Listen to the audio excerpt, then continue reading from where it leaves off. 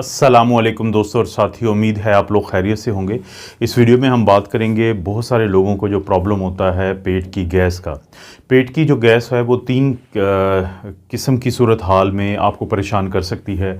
अगर बहुत ज़्यादा आपके पेट में गैस बनती है तो हो सकता है कि आपको बेल्चिंग हो, आपको ढकार ज़्यादा आए जिसको हम बर्पिंग भी कहते हैं, या फिर ये हो सकता है कि आपको फ्लोचुलेंस का मसला हो। फ्लोचुलेंस क्या होता है कि पेट का अफारा वो होता है, आपको महसूस होता है कि आपका पेट फूला फूला रहता है खाना खाने के बाद ख़ुसूसी तौर पे।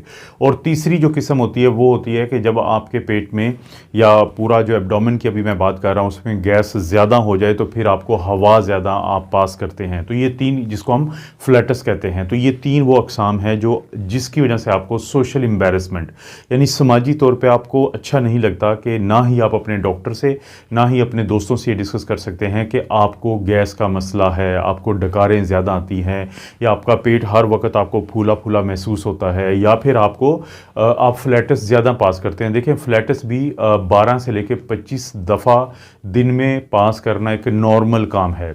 और इसके अलावा भी अगर देखा जाए तो पेट की जो गैस है वो अक्सर केसेस में लोगों के लिए सेहत के लिए नुकसानदेह नहीं होती। समाजी तौर पे उनको मसलों का सामना करना पड़ता है, लेकिन हाँ, अगर आपके पेट में बहुत गैस हो जाए और हवा बिल्कुल पास ना और खुदा न खास्ता उल्टियाँ या पेट में दर्द हों तो उसी वक्त ये ख़तरनाक होती है, वरना अमूमी तौर पे ये ख़तरनाक नहीं होती। जो डकार इंसान लेता है वो आमतौर पे मैदे की गैस होती है, यानी जो स्टमक होता है हमारा, जो बिल्कुल ये पोर्शन है जहाँ पे मैंने हाथ लगाया है, तो ये जो गैस होती है इसके अंदर ऑक्सीजन होती है, इसके अंदर हाइड्रोजन होती है, इसके अंदर कार्बन डाइऑक्साइड होती है। तो इसका स्मेल बहुत ज़्यादा बुरी नहीं होती, लेकिन जैसे मैं जिक्र कर चुका हूँ कि सोशली बड़ा अजीब सा लगता है कि जब आप बहुत ज़्यादा डकार ले रहे होते हैं। उसके बाद जो फ्लॉचुलेंस है वो बुनियादी तौर पे आपकी छोटी आंत से जब बड़ी आंत में गैस जाती है और वहाँ जाके रह जाती है, फंस जाती है, आगे मूव ऑन नहीं करती, तो वो उस सूरत में पैदा होती है। और जो बड़ी आंत है वहीं पे फिर हाइड्रोजन भी इसमें शामिल होता है, नाइट्रोजन भी शामिल होता है, मीथेन ख़ास तौर पे, जिसकी वजह से इसकी बैड फिर एक इसमें स्मेल आती है जो कि आप फ्लैटस के तौर पे पास करते हो। ये तीन वो तरीके हैं कि जिससे आपका गैस का मसला जो है आपके जिस्म से खारिज होता है। वजह क्या होती है दोस्तों? वैसे तो बहुत सारी वजूहात हो सकती हैं, लेकिन अभी तक जो पहचानी गई हैं वो दो बड़ी वजूहात हैं, क्योंकि जब तक आप वजह के बारे में नहीं समझेंगे तो शायद आपको इसको खुद अपने तौर पे हल करना भी मुश्किल होगा अगर आप डॉक्टर के पास नहीं भी जाना चाहते। देखें, जो दो बड़ी बड़ी वजूहात होती हैं, एक होता है कि आपकी आदत और एक होता है कि जो खाने के साथ हमारा जिस्म करता है। यानी जो खाने के साथ करता है वो तो ये है कि फर्मेंटेशन, यानी हमारे जो बड़ी आंत है उसके अंदर बैक्टीरिया भी है, उसके अंदर यीस्ट भी है, उसके अंदर फंगस भी है। तो जब भी हम कोई खाना खाते हैं और ख़ुसूसी तौर पे वो जो कार्बोहाइड्रेट वाला होता है, मिसाल के तौर पे एक बड़ा मशहूर कार्बोहाइड्रेट है जिसको हम लैक्टोज़ कहते हैं, दूध की बनी हुई चीज़ों में मौजूद होता है। इसी तरह से एक और कार्बोहाइड्रेट होता है जिसको हम रेफिनोज़ कहते हैं, जो फलियों में होता है, लोबिया में होता है, मटर में होता है, यानी बीन्स जिनको हम कहते हैं, तो इनके अंदर मौजूद होता है। अब ये वो कार्बोहाइड्रेट है कि जो जब मुकम्मल तौर पे अगर डाइजेस्ट ना हुआ हो तो आपकी आंतों के पास जब ये जाता है, ख़ास तौर पे जो कोलन होती है, बड़ी आंत होती है, तो वहाँ पे जो बैक्टीरिया होते हैं उनकी ये फेवरेट खुराक है, वो इसको फर्मेंट करते हैं और इस प्रोसेस के दौरान फिर मीथेन गैस पैदा होती है। इस प्रोसेस के दौरान हाइड्रोजन पैदा होती है जो कि फिर फ्लैटस की वजह बनती है, जो कि फिर वजह बनती है बैड, जो इसके अंदर स्मेल आती है उसकी वो वजह बनती है। तो दो तो ये जो मेन फैक्टर आपने पहचानना है कि बाज़ वक़्त आपकी जो खुराक है अगर वो प्रॉपर डाइजेस्ट ना हो तो वो वजह बनती है गैस के ज़्यादा बनने की। और ये कार्बोहाइड्रेट्स वाली खुराक के साथ यही होता है। अगर आप गोरिल्ला जो होता है या जो चिंपैंजी, और गोरिल्ले की मैं यहाँ पे ख़ुसूसी तौर पे बात करूँगा कि वो बहुत ही ज़्यादा वो जो है वो घास खाता है, वो दरख्तों के पत्ते खाता है, उनकी टहनियाँ खाता है जो कि कार्बोहाइड्रेट्स होती है। और अक्सर अगर आप डॉक्यूमेंट्रीज़ देखने का आपको मौका मिला हो तो आप देखेंगे कि वो बहुत ही ज़्यादा फ्लैटस पास करता है, क्योंकि जो कार्बोहाइड्रेट्स होते हैं तो वो अनडाइजेस्टेड रहते हैं, वो हज़म नहीं होते मुकम्मल तौर पे, जिसकी वजह से आप जो है वो बहुत ज़्यादा फिर गैस बनती है पेट में। दूसरी जो वजह होती है वो आदत होती हैं।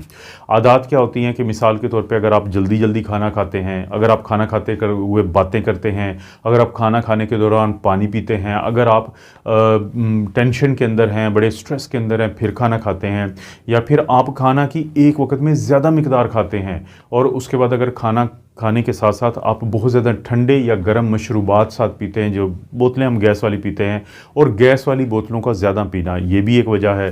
फिर अगर आप गोभी ज़्यादा खाते हैं, आप प्याज ज़्यादा खाते हैं, तो ये भी एक वजह है। अगर आप खाना खाने के फ़ौरी बाद आराम से बैठे रहते हैं या लेट जाते हैं और आप वॉक नहीं करते, ये भी एक बहुत बड़ी वजह है। तो जो आदत होती हैं, या वो बुज़ुर्ग जिनके जो दांत हैं, उनके जो डेंचर लगे होते हैं, मसनूई दांत, वो अगर लूज़ होते हैं तो वो भी एक बड़ी वजह होती है। तो ये वो आदत की वजूहात हैं कि जिनकी वजह से बहुत सारे लोगों को फिर गैस बनती है। आदत को आप कैसे ठीक कर सकते हैं? आदत को तो ऐसे ठीक कर सकते हैं कि आप एक वक्त में ज़्यादा खाना खाने की बजाय बार बार खाएँ लेकिन कम खाएँ। दूसरा ये कि आप खाने को बड़े अच्छे तरीके से चबा के खाएं। तीसरा ये कि खाने के साथ आप पानी मत पिएं फ़ौरी तौर पे, और अगर आपको मशरूबात भी लेने हैं तो वो नॉर्मल यानी रूम टेम्परेचर जिसको कहते हैं वो वाले लें। खाना खाने के फ़ौरी बाद आप लेटें मत, बल्कि आधा घंटे तक सीधे बैठे रहें। खाना खाने के बाद थोड़ा सा अपने टहलने की आदत डालें, चलने फिरने की आदत डालें।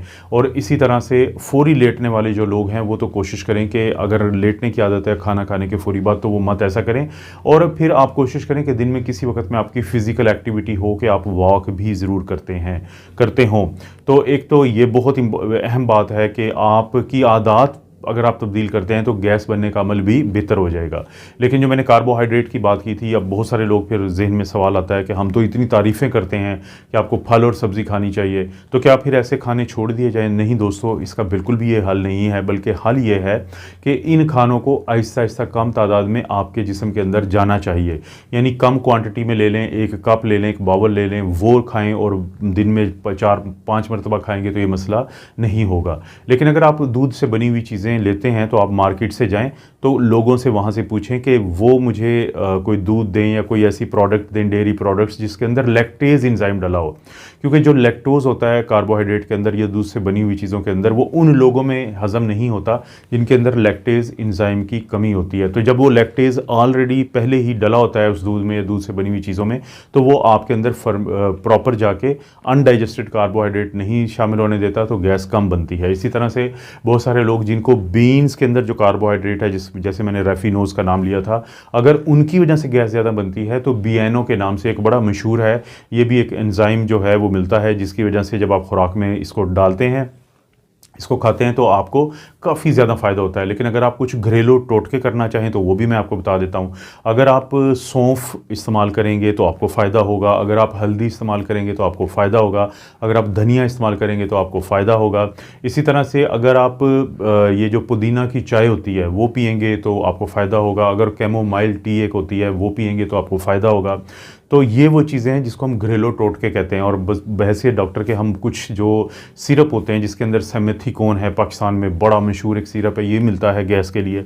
इसी तरह से पेप्टोबिस्मोल जो है वो भी पाकिस्तान में एक मुख्तलिफ ब्रांड के नाम से मिलता है, तो वो भी गैस को ठीक करने में काफ़ी मददगार है।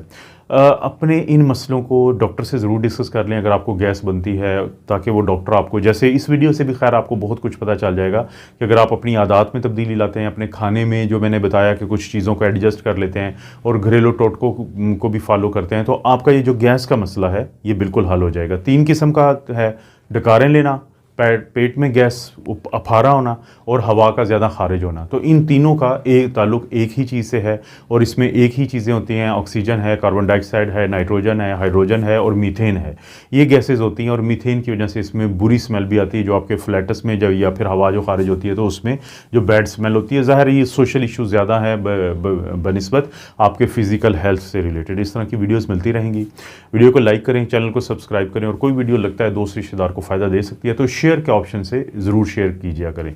आप अपना और अपनी फैमिली का ख्याल रखें। अल्लाह ताला आपको और आपकी फैमिली को हर किस्म की बुराई, बीमारी और आजमाइश से महफूज रखे।